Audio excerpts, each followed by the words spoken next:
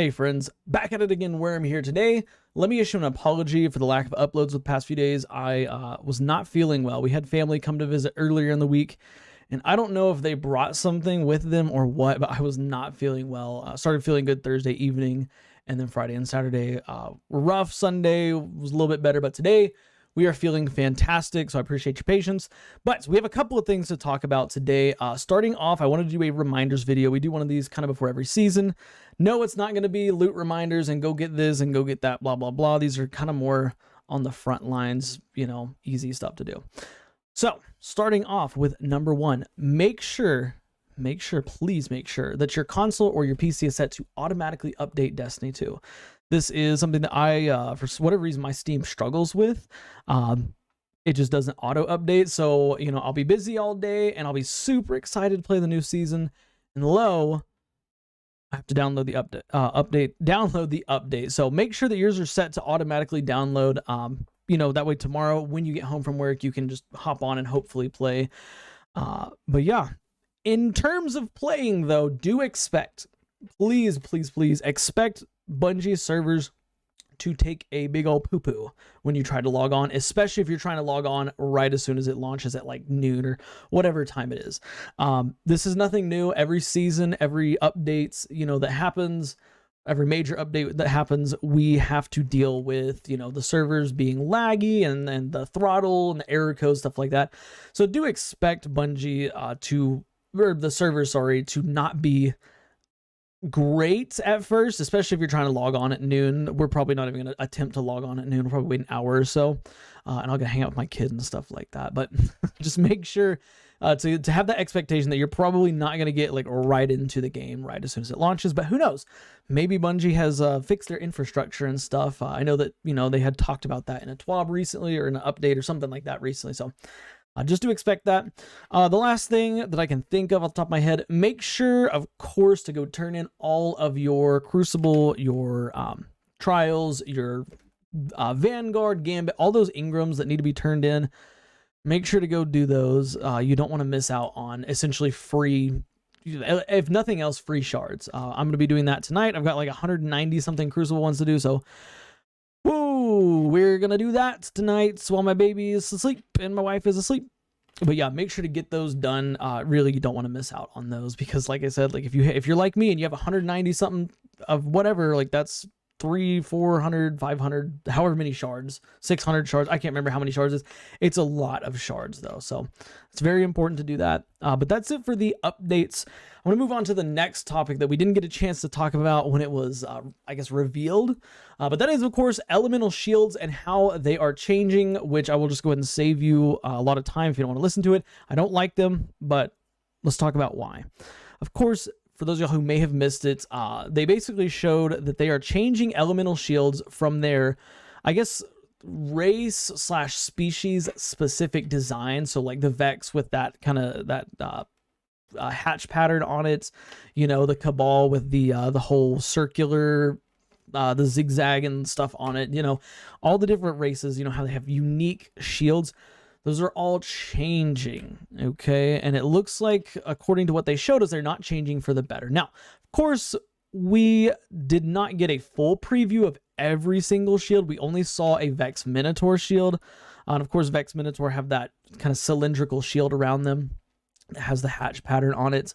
But they're changing it to basically be more accessible for all players to, I guess, recognize what elemental damage type it is, right?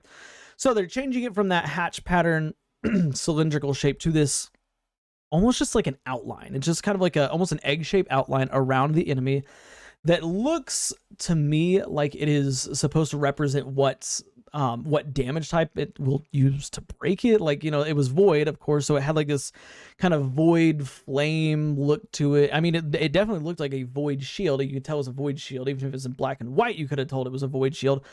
But I feel like it's definitely a downgrade, you know, and this is Bungie. I think they're going in the right direction, but they're going about it the wrong way. Of course, the reason why they're doing this is because of accessibility. You know, players who can't see color very well, you know, they see a Vex Minotaur. If you're a new player, for example, and you can't see color very well, You know, you come into a Vex Minotaur, it's like, I can't tell what color, what kind of shield it is, you know, and then so you try different guns. Well, then you find out it's void. Okay, all Vex Minotaurs are void, so it's not that big of a deal. But again, it makes it easier if there's some other cue. Like you run into it, like, oh, hey, like this looks like probably voids. I'm going to break it with void and, you know, ta-da, there you go. But I think that Bungie really could do something better than this, because like, you know, it feels like a downgrade. Sorry, it feels like a downgrade from the really unique shields that we have currently to these just kind of bland outline style shields. Like I don't know, not a big fan of it. But again, for accessibility reasons, I understand why they're doing it. I just feel like they could do it better.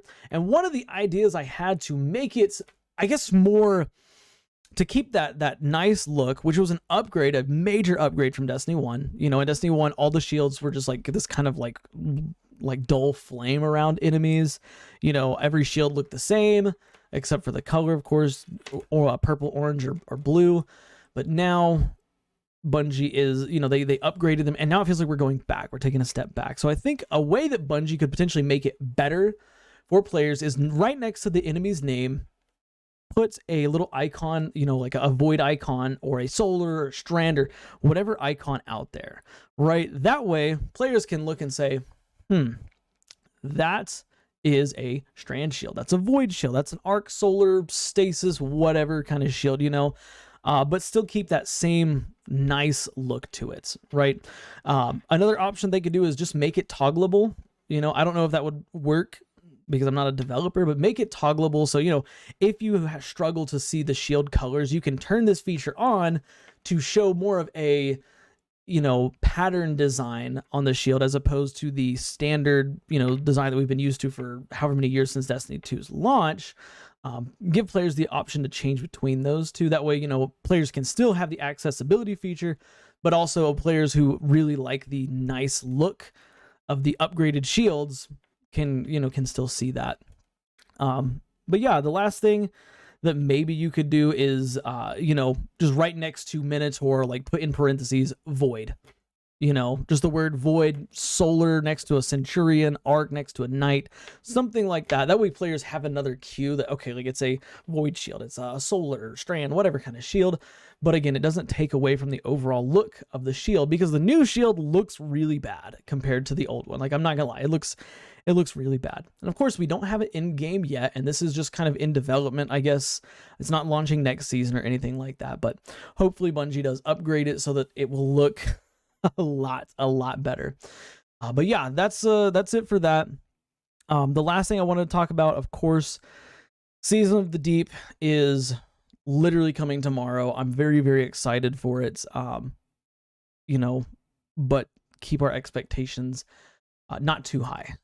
You know, we did a whole video talking about this. I'm not going to go into super great detail, but, you know, remember to temper your expectations. You know, don't expect Titan to be a full patrol zone where you could go and do this, that, and the other. Don't even expect to get the full, like, Titan area. Like, maybe expect to get a public event on a rig. Maybe. And that's about it. And I hate saying that, but of course, we got to be real with ourselves based on Bungie's history of bringing planets back. They've never brought back a planet in its full, fleshed out, you know, capacity or whatever. But yeah, I just wanted to remind players of that. Other than that, though, that's kind of it. I don't really have anything else to talk about. If I do, I'll just make another video, I guess. But of course, let me know your thoughts on the elemental shields. Do you like them? Do you hate them? Do you agree that Bungie's going in the right direction, but they're not, but they're trying to go in the right direction, but they're actually downgrading? Like, let me know your thoughts on that. If you like it, if you don't, stuff like that. Of course, like this video if it helped you out or if you enjoyed watching it, and subscribe for more daily Destiny content, except for when I'm sick, apparently. And yeah, do me a favor, watch the video that YouTube's telling you to watch, because for whatever reason, YouTube thinks you'll enjoy it. And that's it for me, guys. I will see y'all in the next one. Bye for now, guys.